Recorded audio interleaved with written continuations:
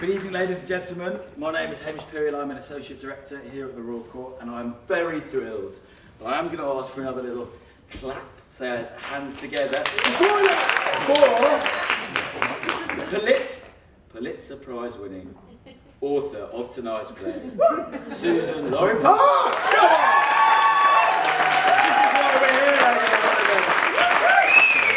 The Royal Court Theatre, the Writers' Theatre, we exist only for you. So many great writers. I mean, I guess, it's great to be here because so mmany great writers, like all my favorite writers, do their plays here. So, like the other night, Carol Churchill, she sat like right up there, and I was like right behind her. How was it feel to watch it? Did you watch like, oh, she's like it, she likes it? I totally didn't, but because I am Suzan-Lori Parks. Sorry, yeah. But I did. But in the interval, I did say, could we take a selfie? And she said, and she let me. So let's go. Does that exist? Have you got that selfie? Yeah, I do. I'm not sure. No, it's not mine, it's yours. I'm not posting. I told her I wouldn't post it. It's just for my private, No, it's a moment. So yeah, it was great. Well, welcome. Thank you. So the form of this evening is that I'll ask you a couple of questions and then we will open it out to the house. Obviously it's quite late, we've not got a super long amount of time, so I will hope that I'm worth it. Brilliant. So Susan, tell us about it's such, congratulations.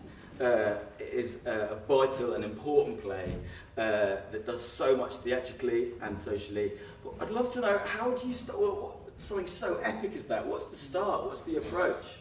Right. I can't sit still. So yeah, no, it's okay. You can wiggle. It's we have writers in the house. I hope we have some writers out there. It's one word at a time, right? It's one word at a time. But it started because my dad was in the military, right? He was, or as we say in the States, he was in the service, right? It means something different over here. But he was in the service.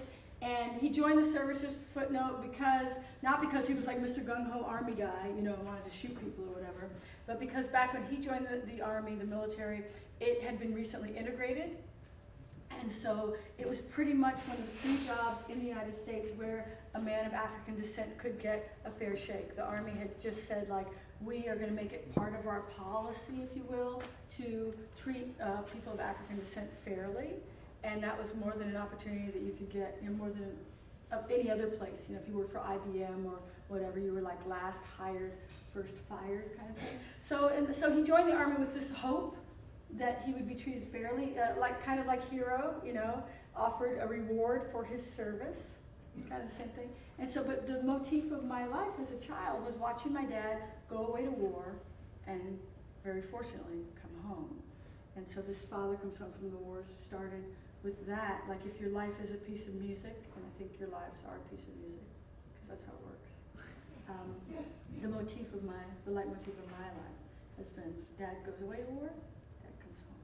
Like that. So I thought I'd write a play about that. And funny, when you look at the present, if you look at it closely, you'll see the past. So, looking closely at my dad's life, I saw Hero, who lives in the 1860s. So. Wow. So when you started writing the play, it was absolutely through looking through your father, and then it became this. And it became this, and it will lead to the present day as we go forward in time, because this is only parts 1, 2, and 3. So we'll go forward in time, and get to the present day-ish. It's not going to be like today. I'm not going to write a play about today, although I might. I have. You know that. I wrote a play there for a whole year. Anyway, I might. Who knows that? And then... That's so great. I feel like I'm in the play. Are you in it? If I were in the play, I'd be like the dog. It's funny, that dog, right? Yeah, he's good. They're so great. By the way, all the actors are brilliant, fabulous, and wonderful. Giovanni, the director, she's done a wonderful job. She directed the world premiere, and then in Boston, and in LA, and now here. Steve Barganetti has been with the show the whole time, the musician. And all the actors are Brits. They're awesome. Y'all can do it. Y'all brought it. So talk to me, has there been a translation moment for you between sort of taking it from an original American production to the bodies of English actors, an English audience? Yeah, it's cool because they had to. I mean, they're all like brilliant, and the skill sets and all that. The training is excellent, of course, here. But what happened was, they had to learn what they call General American, which is the way because I said, we don't want to draw. We don't want everybody talking like this up here. Because then the play would be like 10 hours long, So, so it's like, speak like I do, because I'm, so do the General American like we did in the States. That's how we did it in the States, and the show in the States. And so they learn the accents, and now what happens is then the language has to resonate through your whole body. So we had a wonderful moment in rehearsal, that moment in part 1, where they're saying, "Hero, tell us the truth, hero, tell us the truth," right? And so the actors are saying, "Hero, tell us the truth, hero, man, hey, tell us the truth." And me and Joe were like, "Yo, hit him, man, hit him." And they're like, well, we wouldn't do that. So, well, if you want to get somebody's attention, you're not going to do this? They said, "No, we do this. We tap on his shoulder." So, there are all these gestures that Americans apparently do that comes through the language. It's been a total joy, and they're fucking brilliant. So I'm very pleased. Talk about that idea of language. Why did you choose? Because it feels like originally that it is set back then, but you've chosen like a standard English, a standard American that you've brought. Yeah. Why did you make that choice? Like a now language. Yeah. A now, well, history is present tense. So it's not just, you know what I mean? It's like, oh yeah, it happened. Like when they say it in part 3, you don't know the old stories, but I do. You don't know the old stories. What could they do with? What could they have to do with you? Right? Old stories guide us. Each their own North Star. It's like the old stories are now. They happen over and over and over again. And so history is now, right? It's not just something that conveniently happened in the past that we can package up and forget about or remember on occasion. It's happening in every moment that we live now, So the language reflects that. The costumes, you notice, old grandfather, the oldest old man has, he's got some Crocs. Somebody's got some Nike trainers and whatnot, So it's a blend. The language is a mix of back then and now. The music is a mix of back then and now. The everything, every aspect of the gestures. I don't know if they did this back. Maybe they did. Huh? Talking about music, you said if your life was a piece of music. Now, am I right in saying that in the original production that you played? I did. You wrote all that music? Yeah, I wrote the music, and my part, I would sit off on the side of the stage. I didn't move around as much as Steven does. I just had one seat, and it was funny because I had one seat, and it was like I was sitting like this. I was playing the guitar, and then I had a notepad down here in my upstage side. So I was taking notes, like if I had something to tell Giovanni, like, oh yeah, we have to fix that cue like that. So I would be taking notes during the show to fix this. But anyway, so I was the musician for the first incarnation of the show, and then of course it just, my life got a little more complicated. And how was that for watching? I mean, you were literally taking notes. Oh, yeah. I don't think anyone saw. Is Joe in the house? Did anyone see me take notes? Maybe she's not here now. Anyway, I was. And did the actors know about it? Yeah, they knew. They could see me. I was like this, like off to the side, like this.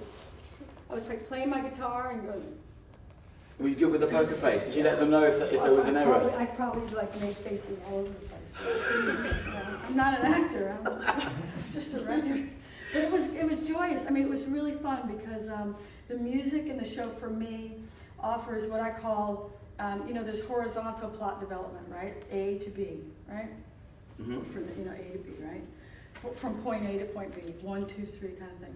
And then there's what I call vertical plot development, right? Which is down. And so the music is vertical plot development. It's not like in a musical which furthers the dramatic action, whatever that means. But we know what that means. But it's vertical plot development. So it deepens the moment.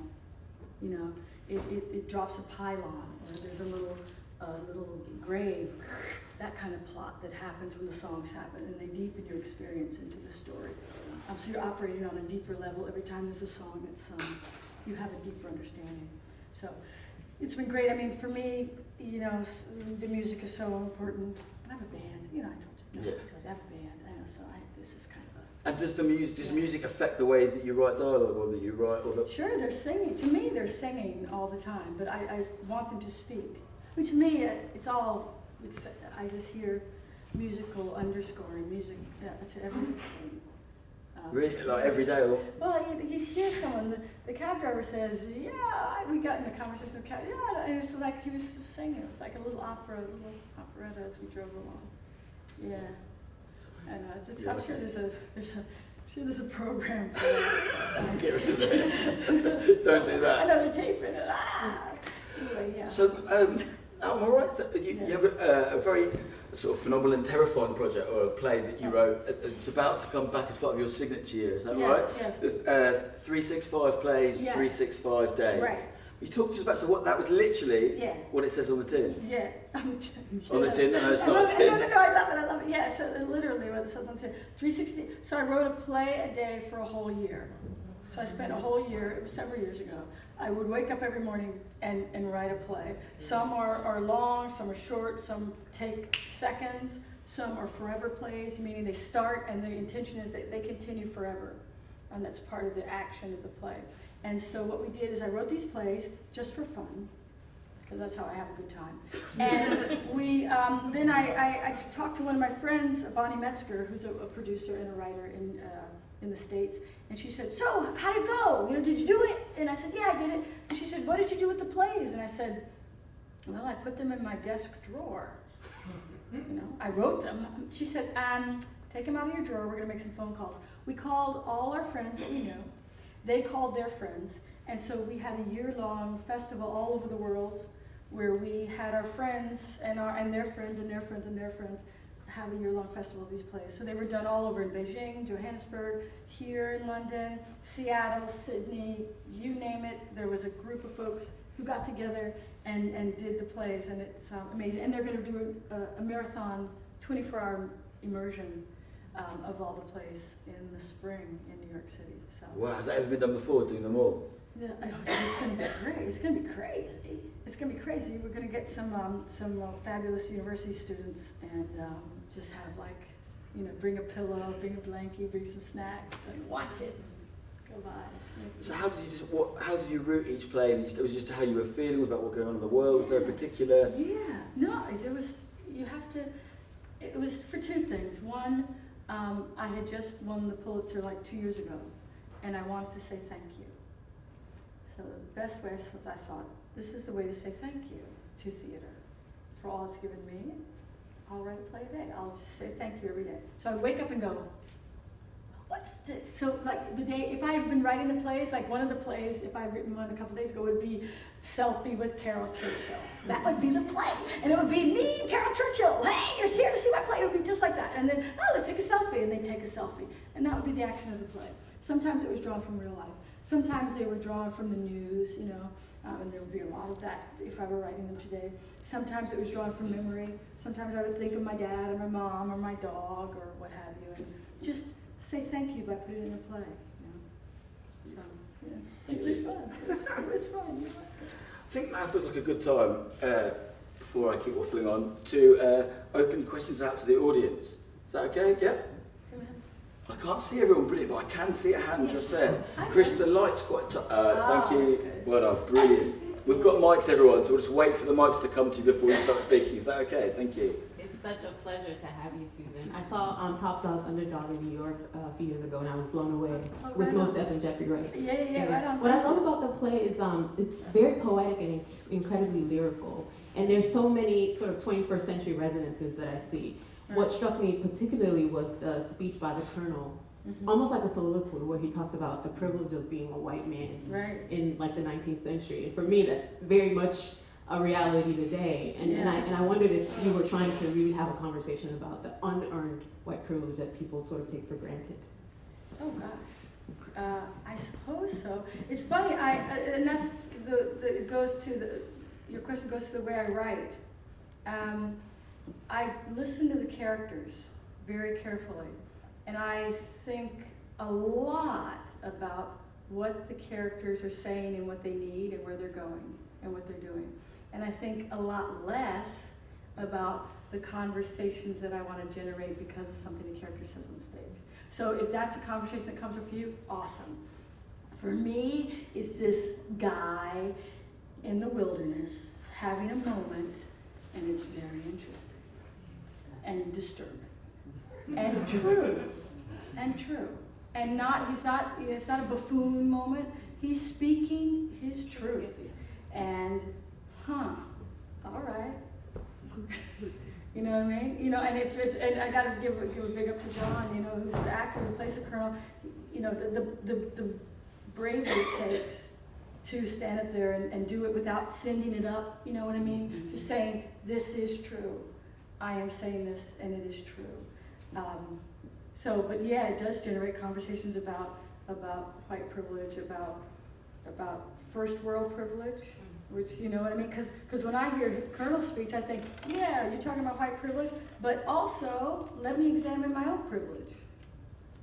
Because I got some privilege. I got first world American person privilege. You know what I mean? And that is something. And maybe I can use his faults, if you will, to examine maybe some shortcomings I got in myself. So I'm not only pointing a finger at him, I'm using his moment to examine maybe some moments that I might have. So, you know, you see what I mean? So we can share in the self-study, if you will. And we don't, no one gets off the hook in this play. We're all included. You know what I'm saying? So, yeah. That's great. Yeah. Good question, though. Thank you. Hello, next question.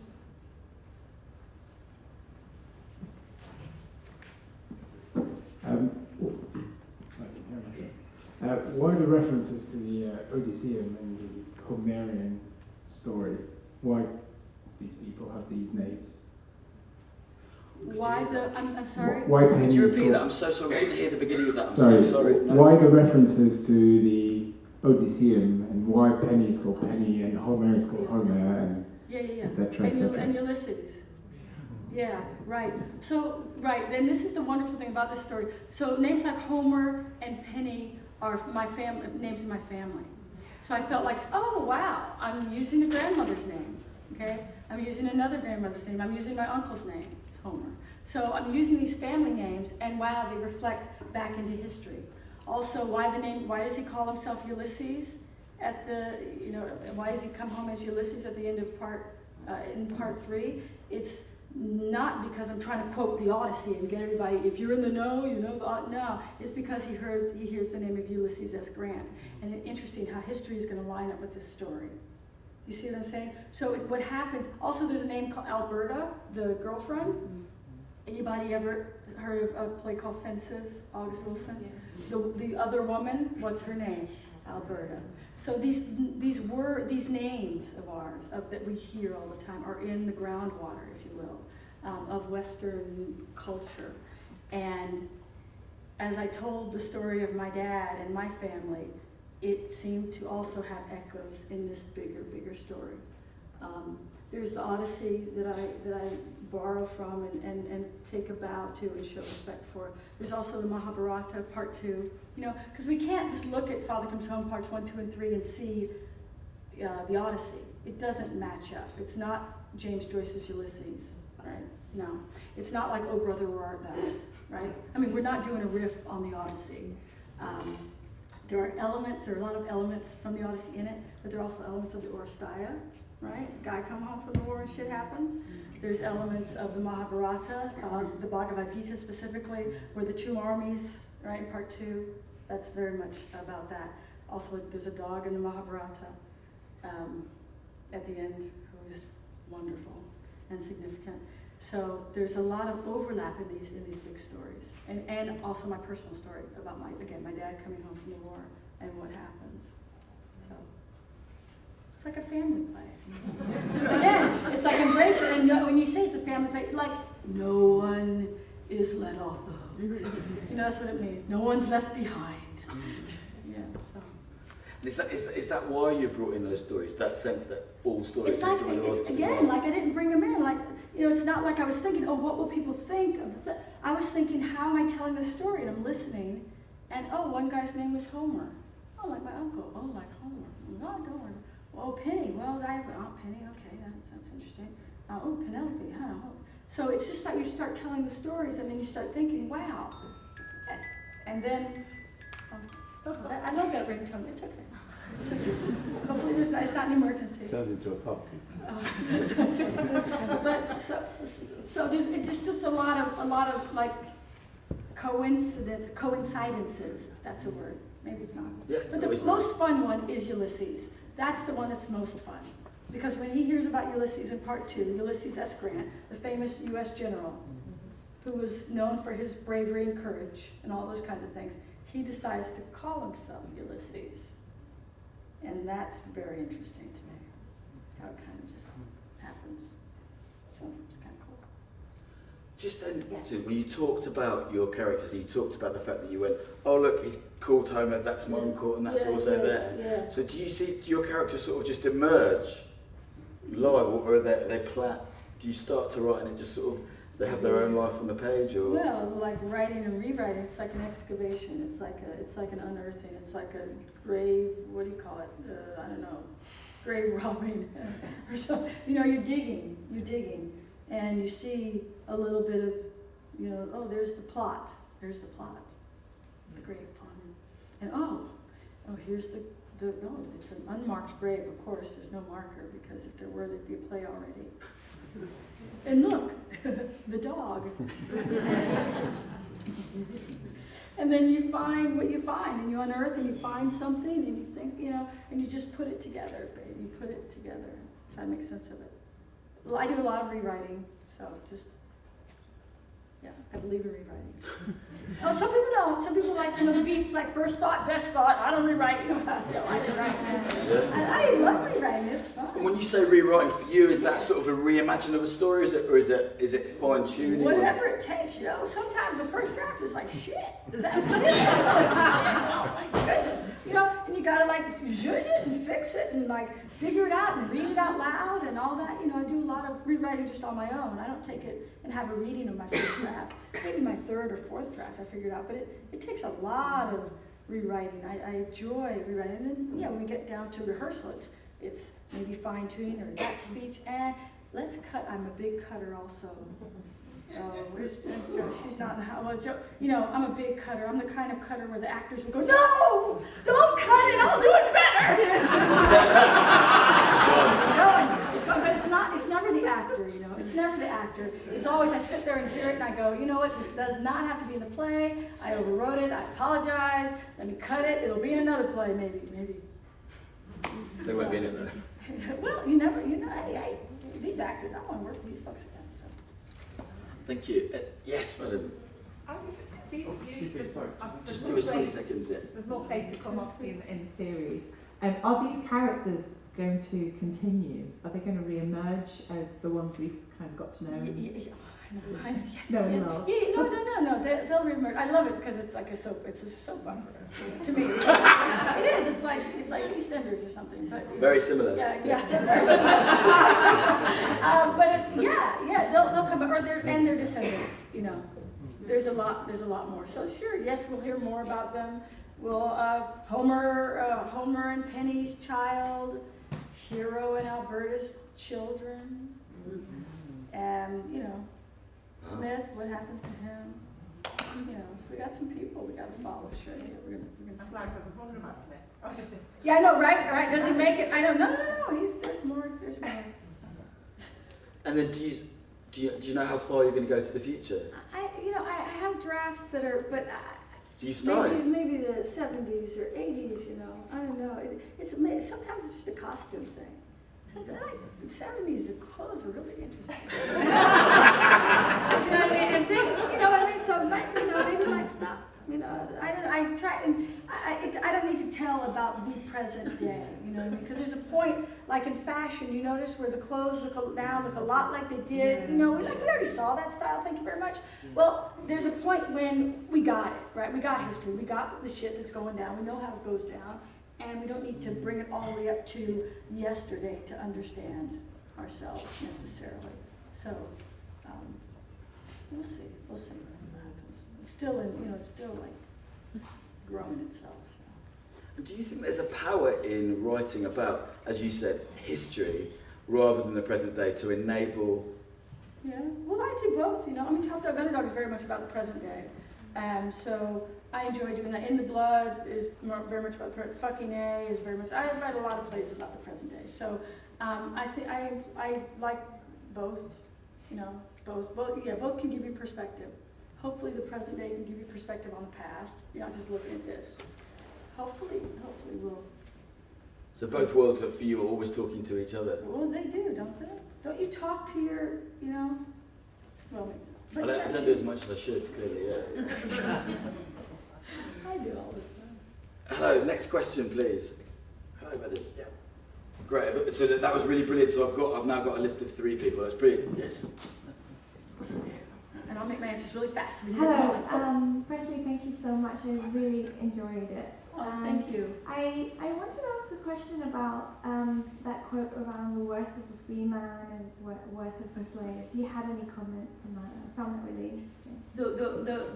When Hero says, seems like the worth of a colored man is more than when he's a slave. Oh, that's such a bad paraphrase. I apologize to the writer. Here's his flask. That's so interesting. It's true. That's what I have to say about that. It's true, isn't it? It is. Yes. Unfortunately. Yeah, I felt it was almost about the empowerment you give yourself as well. I felt like he was. Yeah. What he's referring to is the worth in the world. You know what I mean?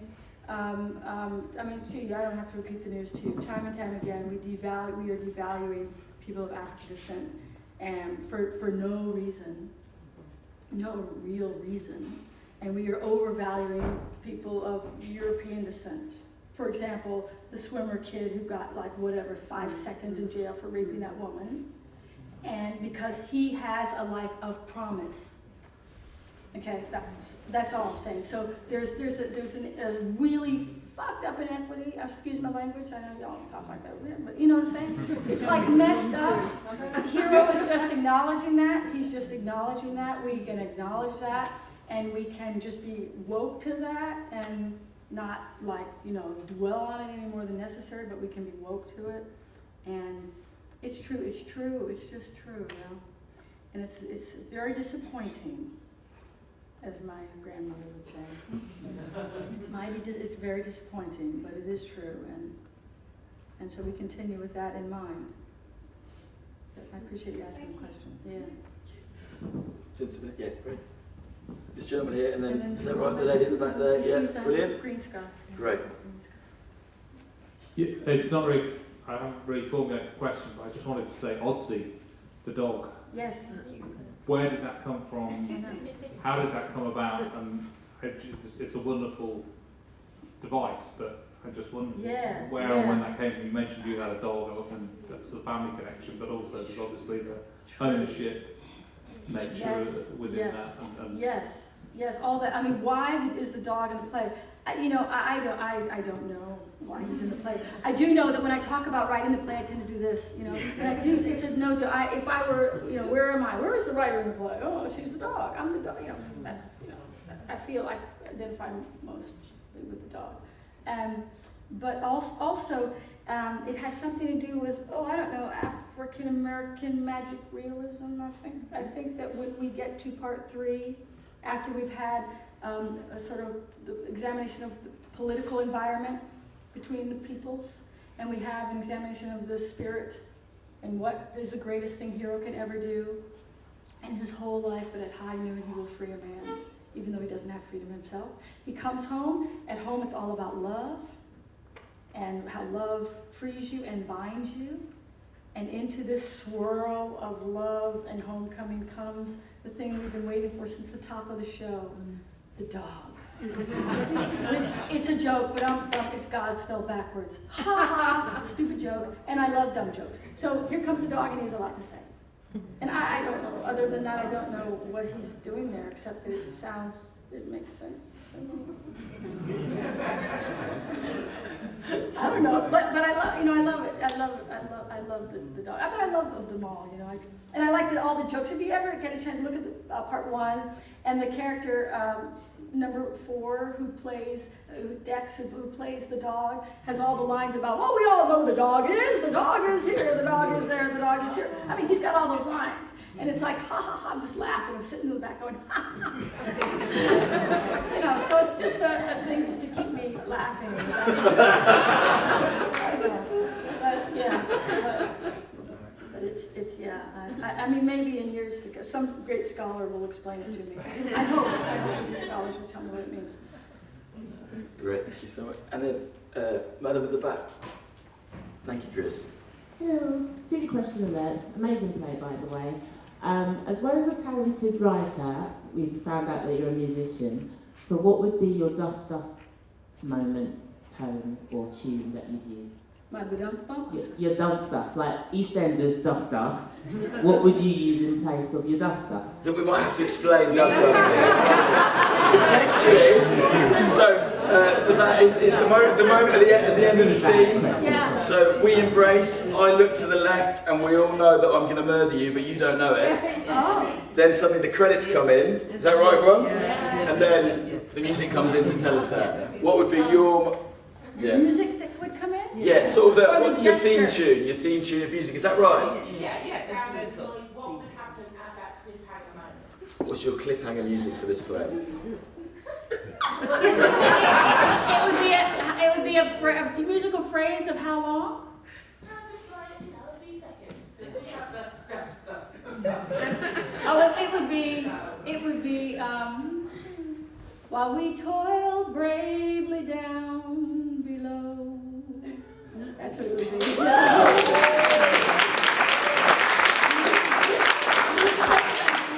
we toil bravely down below. You killed me. No, the next, I got it, yeah. That's pretty cool. Yeah, you can wrap up, yeah, okay. Thank you all so much. You've been brilliant. And here we have Suzan-Lori Parks. Thank you.